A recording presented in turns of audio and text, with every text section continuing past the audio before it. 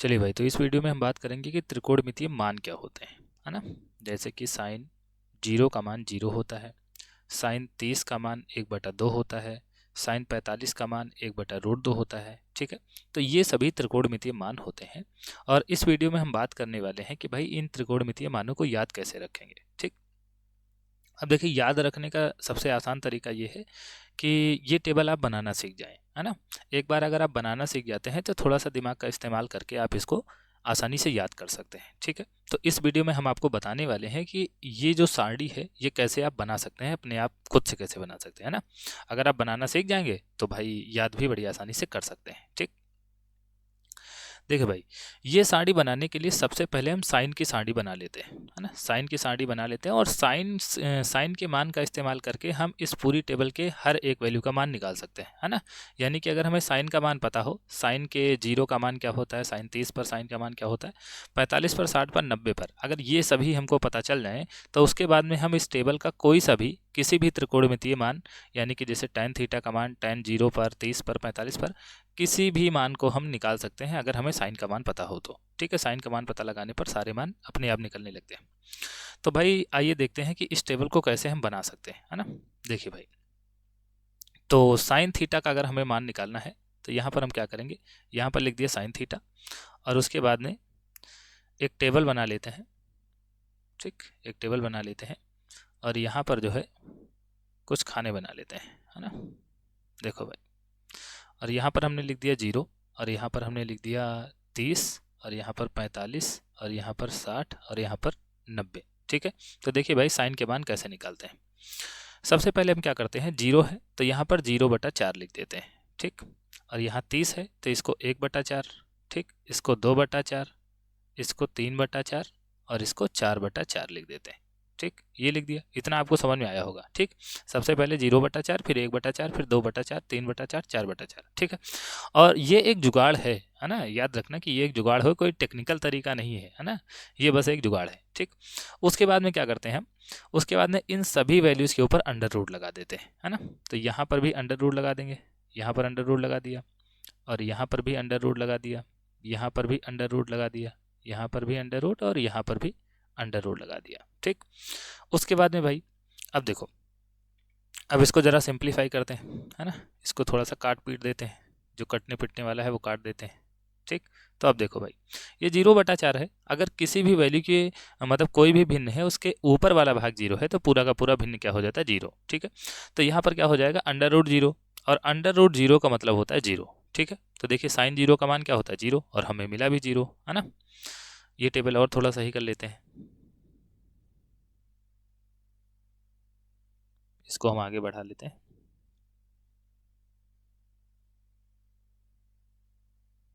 ठीक भाई, अब देखो यहाँ पर है 1/4, है ना।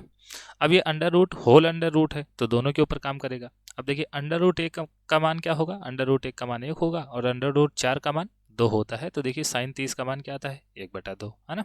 अब यहाँ पर देखो भाई, इसको काट देते हैं क्योंकि ये कट रहा है, तो 2 1 कम 2, 2 2 4, और 1 का अंडर रूट होगा तो 1 हो जाएगा और 2 का अंडर रूट होगा तो भाई अंडर रूट 2 रह जाएगा, है ना।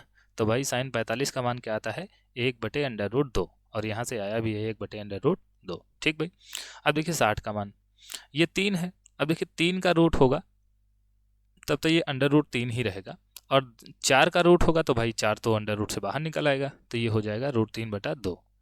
और हमें पता भी है भाई कि साइन 60 का मान क्या आता है, √3/2। ठीक है, और यहाँ पर देखिए 90 है तो 4 से 4 कट जाएगा, है ना, 4 से 4 कट जाएगा और ये आएगा अंडर रूट के अंदर 1, और अंडर रूट 1 का मतलब क्या होता है, अंडर रूट 1 का मतलब होता है 1, तो साइन 90 का मान भी क्या आता है, 1 आता है। ठीक, तो यहाँ से देखिए साइन के सारे मान हमने निकाल लिए। ठीक, साइन के सारे मान हमने निकाल लिए।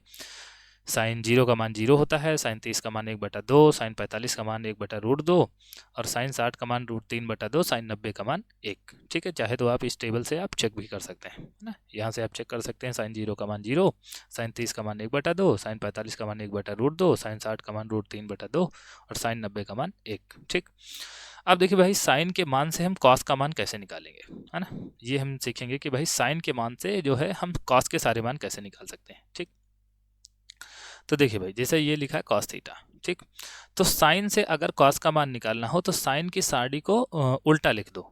उल्टा लिखने का मतलब ये है कि साइन की सारणी कैसे चलती है, इस तरीके से, है ना, इस तरीके से चलती है कि भाई 0, 30, 45, 60, 90, और यहाँ पर मान हम उल्टे लिख देंगे तो ये बन जाएगी कॉस की सारणी। ठीक, कैसे भाई, जैसे यहाँ पर 0 पढ़ते हैं, फिर 1/2, फिर 1/√2, फिर √3/2, फिर 1, तो यहाँ पर उल्टा लिखेंगे, यहाँ लिखेंगे 1 और उसके बाद में लिखेंगे √3/2 और उसके बाद में लिखेंगे 1/√2 और उसके बाद में लिखेंगे 1/2 और उसके बाद में लिखेंगे 0। ठीक भाई, तो ये जो लाइन इस तरीके से लिखी थी इसको हमने पलट के लिख दिया, तो ये हो गया कॉस का मान। ठीक, अब आप चेक कर सकते हैं, कॉस 0 का मान 1 होता है, कॉस 30 का मान √3/2 होता है, कॉस 45 का मान 1/√2 होता है, कॉस 60 का मान 1/2 आता है, कॉस 90 का मान 0 आता है। ठीक, आप चाहे तो चेक कर सकते हैं। तो यहाँ से देखो भाई, कॉस 0 का मान 1 है, कॉस 30 का मान √3/2, कॉस 45 का मान 1/√2, कॉस 60 का मान 1/2 और कॉस 90 का मान 0। ठीक भाई, अब देखिए, अगर हमें साइन कॉस का मान पता चल जाता है तो हम टैन का मान निकाल सकते हैं, है ना, टैन का मान निकाल सकते हैं। और हो सकता है ये आपको दिख ना रहा हो, तो इसको थोड़ा सा हम साइड में कर लेते हैं, है ना, इस पूरी टेबल को हम साइड में कर लेते हैं क्योंकि हो सकता है आपको दिख ना रहा हो। ठीक, तो यहाँ पर हमने कर लिया।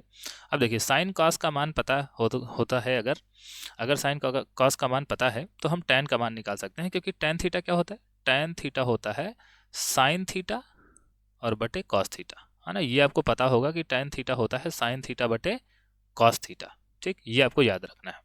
तो यहाँ से अगर हम टैन थीटा का मान निकालना चाहें, ठीक, टैन थीटा का मान अगर हम निकालना चाहें, इसको थोड़ा सा और बढ़ा लेते हैं।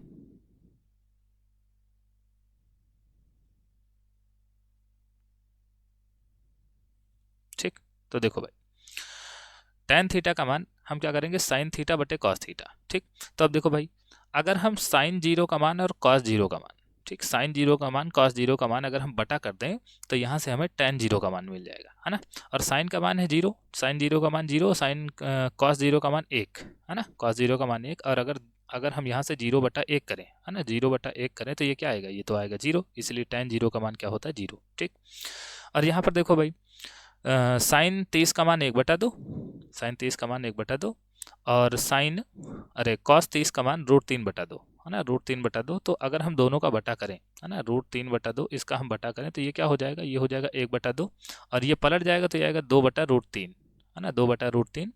तो यहाँ से 2 से 2 कट जाएगा और मान क्या आएगा, 1/√3, और टैन 30 का मान होता है 1/√3। ठीक है भाई, तो इसी तरीके से अगर आप इसका बटा करेंगे तो भाई ये लिखा 1/√2 और फिर इसका बटा करेंगे 1/√2 के साथ में, तो 1/√2 कट जाएंगे और टैन 45 का मान क्या आएगा, 1 आएगा। ठीक, और यहाँ पर भाई इसी तरीके से √3/2 और इसके बटे में लाएंगे 1/2, तो ये 2 से 2 कट जाएगा और साइन 60 का मान क्या आ जाएगा, √3 आ जाएगा।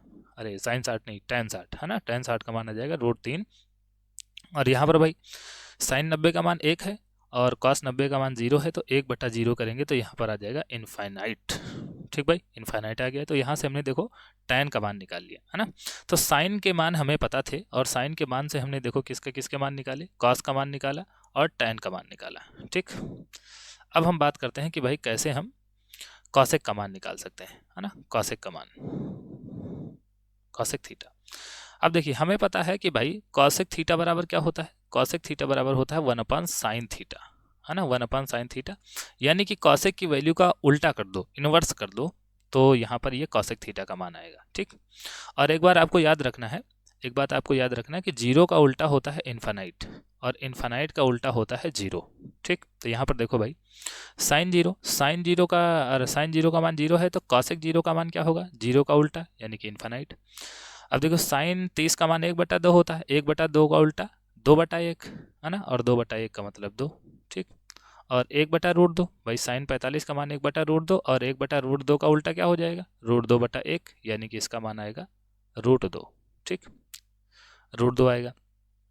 और इसी तरीके से भाई ये है √3/2, तो पलट के क्या हो जाएगा, 2/√3, है ना। और ये 1 है, 1 का उल्टा भी 1 होता है, ये भी याद रखना, 1 का उल्टा क्या होता है, 1 ही होता है। ठीक, तो देखो भाई कॉसेक का मान भी निकल गया। अब हम किसका मान निकालें, सेक का मान, है ना, सेक का मान निकाल लेते हैं। तो सेक किसका उल्टा होता है, हमें पता है भाई सेक थीटा जो होता है, ये सेक थीटा बराबर होता है 1/cos थीटा, है ना 1 कॉस थीटा, यानी कि कॉस का उल्टा सेक थीटा होता है। ठीक, तो अगर हम सेक थीटा का मान निकालना चाहें तो हम भाई कॉस का उल्टा करेंगे, है ना। जैसे कि कॉसेक थीटा का मान निकालने के लिए हमने साइन का उल्टा किया है, तो सेक थीटा का मान निकालने के लिए हम कॉस का उल्टा करेंगे, है ना, कॉस का उल्टा करेंगे।